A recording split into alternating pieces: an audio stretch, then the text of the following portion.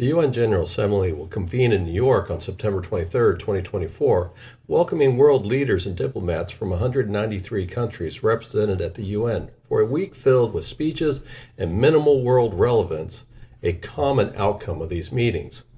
Prior to the meeting, UN Secretary General Antonio Guterres held his pet project Summit for the Future in an overstated fanfare. The Secretary General billed the summit as a once-in-a-generation opportunity to change human history by restarting international cooperation and embracing multilateralism.